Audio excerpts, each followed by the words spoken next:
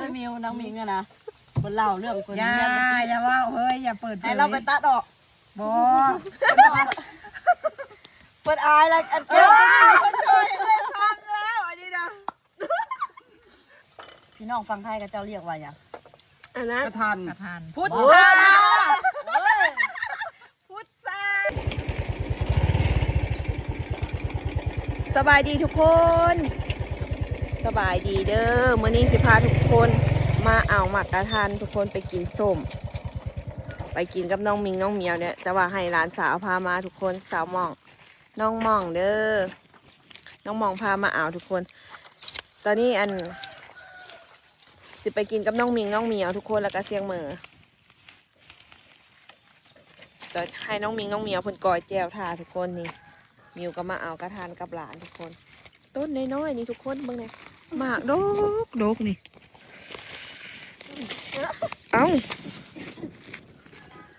ผู้เด้อจ้องเอาทางเทิงผู้เด้อหมากมันจังสุกเด้อมองเด้อข้างในมันจะเป็นสีเหลืองป้าทุกคนต้นน้อยๆแต่จังเป็นหมากเบิ่งในนี่อุดมสมบูรณ์แท้ว่าบ้านคอยนะเดี๋ยวหาเลือกกินหมากมาสุกก่อนดีกว่าอยู่ติดแคมทางเลย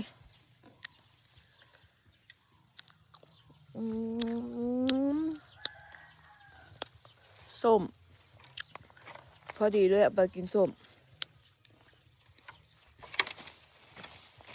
ผูทางเทิงผูมันซุกนะ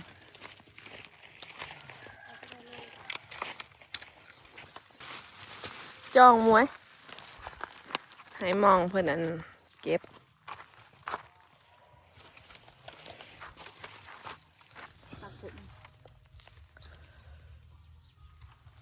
ป้าดกโอ้ยเกาะแล้วทุกคน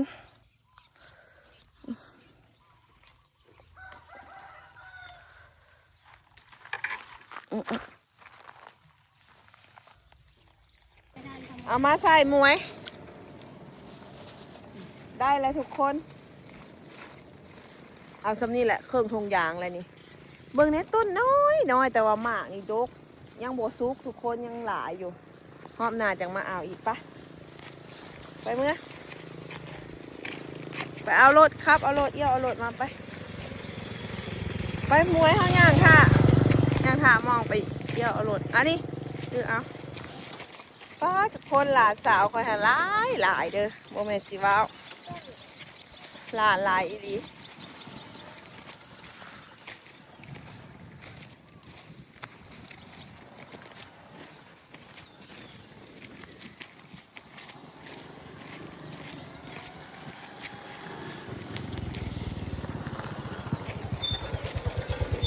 มวยขึ้นก้อนให้น้องมองครับโหลดทุกคน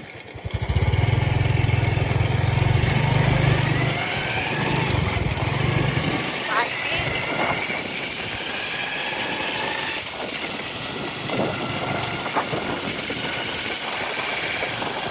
วัด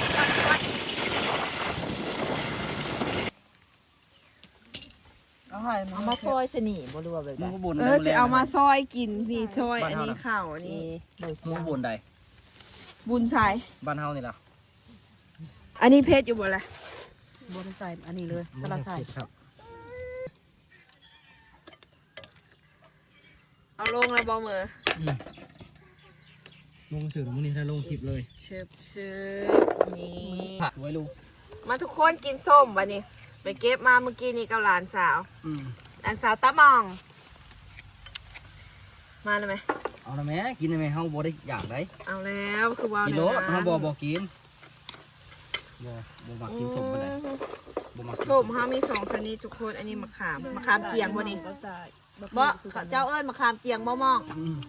มาแล้วแม่กินบ่ส้มเฮ้ยมะขามก่อนงามค่ะมะขามนี่นะงามให้2 กล่องนี่นะเฮ้ยส้มเค็มส้มเอาสูตรที่1แล้วฉันเอาก็บ่จำละ บ่มีน้ำตาลบ่ มิง เจ๊มิงได้เห็ดนะเจ๊ เดี๋ยวเด้อ เจมิงบอกไว้แล้ว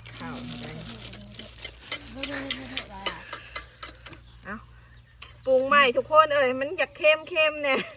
สูตรเบิดอันนั้นเลย ข้ามเลยเต็มเจ็บเลยป้าขาดเดือบัตรนี่โอ้ยแดงจะเป็นแดงจะไหวเถอะเนาะสดเลยบางเดียวบัตรนี่นะเอาว่าบวกเข้มบัตรนี่นะ ซีมมังกรให้โตซีมมังกรนักมิงคือเห็ดผิดพลาดแถวว่ามื้อนี้ว่า ให้มือนะ ใจร้อน สงสัยหลินโทรศัพท์เจ๊มิว บริลิน หลินโทรศัพท์อยากกินของกินเค็มได้ มันจะมือนักเนาะ อืม เจ็บมันก่อนน้ำยังแตกมาทีกินนี่ หน้าพนสีไข่นี้บ่แม่นน้ำลายแตกเนาะ ว่าเราไม่ไปกิน น้ำก็จะวงไปไกลนะ ไปได้แล้วบัดนี้ เอ้า เค็ม อืม อันนี้ถ้าได้เปื่อย อันนั้นนี่บอก ไผเคยเดี๋ยวนี้เอาน้ำกอยแจ่วนี่ บอก น้ำห้อนได้ข่อยนะ น้ำยังกระตุ้น น้ำกันก็ได้ น้ำเย็นเลยจ้ะ บดได้ มันบอกเข้มมั้มีบอกเข้มคันคุย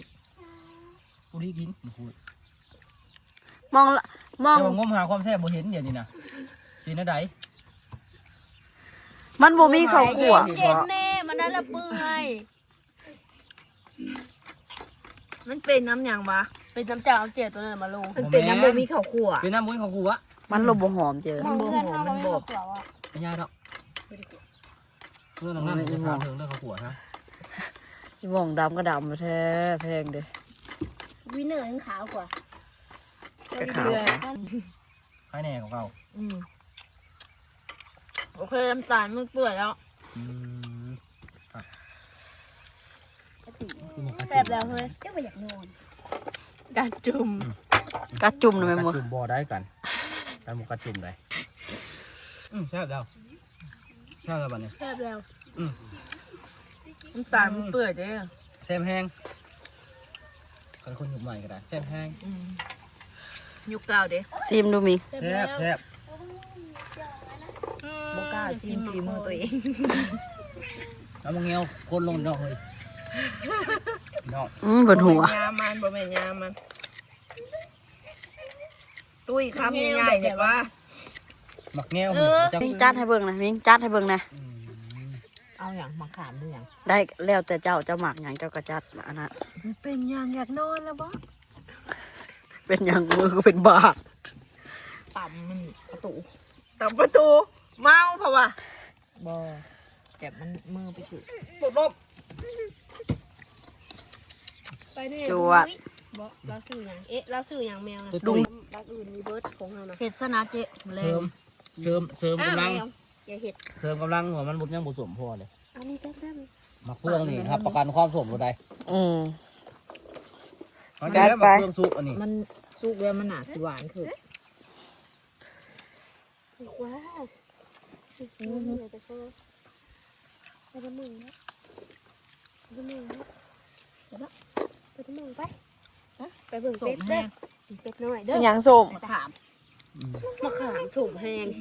ลูกเมีย ก๋วยเตี๋ยว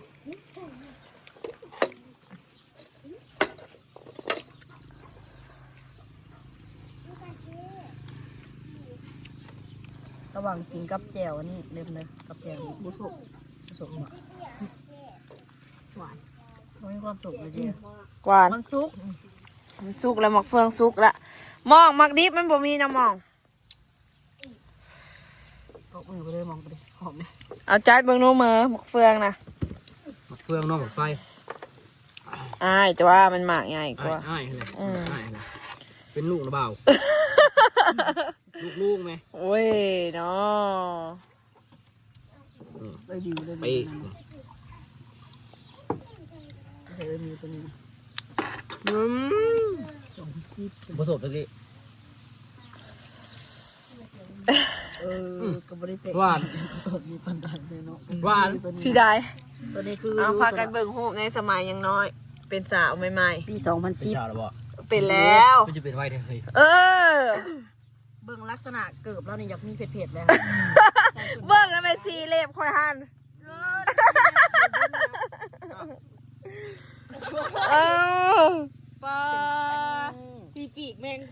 งขับ เออสีธรรมดาสุดที่ไหน ยุคนั้นเนาะ 16 ปีที่แล้ว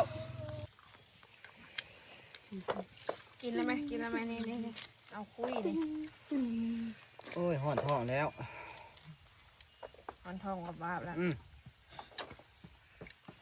จะไปเอากับไผ่เสือส่งมาเบอร์ว่าอยู่นะส่งนี่คุ้นๆว่ะคิดว่าซื้อมาไหนมากระทานนี่นะตั้งสุก กระทานสมเฮง เอาให้บ้างลูกน้องนะตุ๊กป่องต้องเอาตุ๊กป่อง หน้าเข่าว่าจะเยอะ ไปกับเมื่อไปมองคือว่าสิไปซื้อมี น้องหัวยามหรอก คือสมทำบันนี้หมักเฟืองนี่นะเนาะ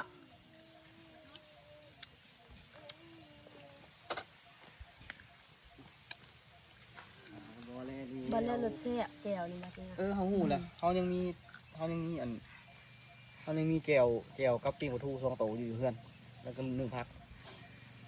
อยากข้าวเหรอวะ กินนั่นละเฮ้ยกินเฮา มั นะ นลาบบอกตอนนั้นนะ รับได้ บุกล้ากินยัง แบบเฮาสุดย่านมันสม ย่านอย่าง กินหลาย เพื่อนเหรอ มันสู้กับเพื่อนนะ โอ๊ยหวานก็หวาน กินมะขามนี่มันแห้งแล้ว มะขามพวกนี้มันถูก สีเขียบว่าต้องกินเอามะขามนะสีเขียบ คุ้มค่า อีลีมือได้กินนะกินมันนั่นนะเพื่อนมิวนะมะขามเจียงเนี่ยแต่มันโมเมนแจ่วแบบนี้ แจ่วอันนั้นมันเจ็บท้องอยู่แล้ว เดี๋ยวไปดูก่อน เบิ่งยัง น้ ขั้นแม่น้ำเจ้าในนี่มันก็ย่อยแหละเจปกติมันย่อยในนี่ น้ำล้น ไปเบิ่ง คอยได้ยินเสียงมันอยู่ โบข้างน้ำแล้วเสียบมันต้องในนี่ตรงย่อย บอกคอยบอกแล้วไปเบิ่งแต่โดนแล้ว ำห้องในบักตอกกันแบบนี้ผมแบบมันเบิ่งน้ำค่ะ เอาน้ำอย่าง น้ำเบิ่งน้ คือได้ยินเสียงเหรอพี่จ๊ะ เอาเพื่อนไปลองปะ ำเขาเฟือง เออ บ้านอื่นเรียกว่าหมาอย่างนี้มาเฟืองเราเฟืองอะไรเนาะ ทุกคน พี่น้องฝั่งไทยเพิ่นห้องมากอย่างนี้คอมเมนต์มาในเด้อทุกคนเด้อ ห้องปัดคุณ ฮะ พี่น้องห้องปัดคุณพี่น้องดีกว่าเนาะ พี่น้องฝั่งไทยเพิ่นห้องว่าหมักเฟืองนี่มากอย่าง หมากกระทันอีกพี่น้องฟังไทยกับเจ้าเรียกว่าอย่าง อันนั้น กระทัน กระทัน พุท โอ้ ธาพุทธาโอ้ยมะขามเด็ก มะขาม มะขาม หากตา มักนาดบ้านเฮาเด็ก มะนัด มักนาดบ้าน สั เฮา บปะรด สับปะรด นี่ก็ชื่อว่า สับปะรด สับปะรดเอ้ย คิวจะยิกอีวิง สับปะรดกันมากอันนั้น มัน ดิ นี่คิวยิงอะไรมัน บักกระท หาย กโล แล้ว กอันนั้นดิ อันนี้ก็ บอกคิวมันยิกกินนี่นะกูเห็น ไม่มีไม่มีนางมิงอะนะบนเล่าเรื่องคน อย่า เนี้ย อย่าว่าเฮ้ยอย่าเปิดเผ ให้ ย เราไปตัดออก บ่ เปิดอายแล้วอัน เอ้ เจ้าย คนช่วยเอ้ยพังแล้วอันนี้นะอายจนเส้นกระตุกเส้นแก้มกระ บ ตุ อก ก เลยว่าความหมายคือเขายิ้มหั่นนะแล้วมนุษย์มันข้าม มันเมื่อ มันค้าง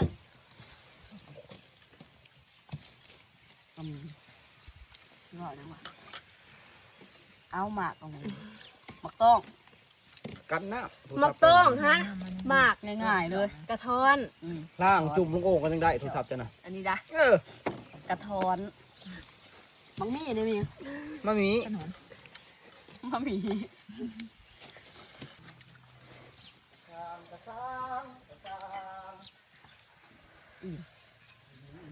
กินบักหลายๆ แล้ว เนี่ย ก็มีหมากกระถิ่นมีอัน หมานั่นแหละบักเดือแหละแซ่บกินกับปลาเดะ เขาพันน่ะเนาะ ส้มทุกคน ก็ขาวอยู่เนาะ ขาวเป็นน้ำข้นขาวแล้วบ่ได้เป็นน้ำกล้องนะ กินบ่ไหวเนี่ย อิ่มละ เมื่อคืนนี่ก็เป็นแบบนี้แล้วมีแต่ว่ากินบ่ไหวแล้วกินบ่ไหวแล้วเมื่อคืนนี่นะ กินเต็ก บอกกับบ่กินยอมแพ้เมื่อคืนนะเพิ่นนะมิว ให้โนบก็ยังโนบ โยน โน น บ ก โนบกมือนะ ไปกินอยู่เสียหลายก็ ดอกหมูกันเขาปลูกไฟใต้นะ อยู่บ้านเขาเนี่ย ปัน ระ มา วังเลย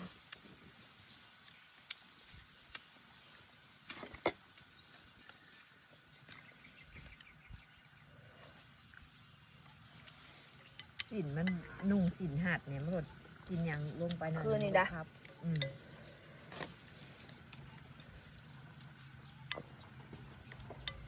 กินนั่นเลือดแตก กระเพาะ ทุกมือนะ หาเป็ดมาจะใช้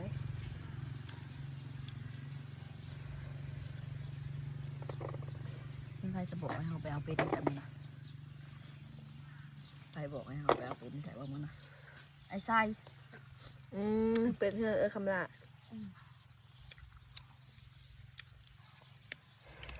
ทุกคนสำหรับคลิปนี้ก็สิขอฝากไว้สำนี้ก่อนเด้อคลิปหน้าพอกันใหม่แจ่วเมื่อนี้ให้ปรุงลายเถื่อแห้งกว่าสิลงโตนะ หลายชนิดอีก คลิปหน้าพอกันใหม่อย่าลืมกดไลค์กดแชร์กดติดตามซ่องมิวสาวขมวนในเด้อขอขอบใจบ๊ายบาย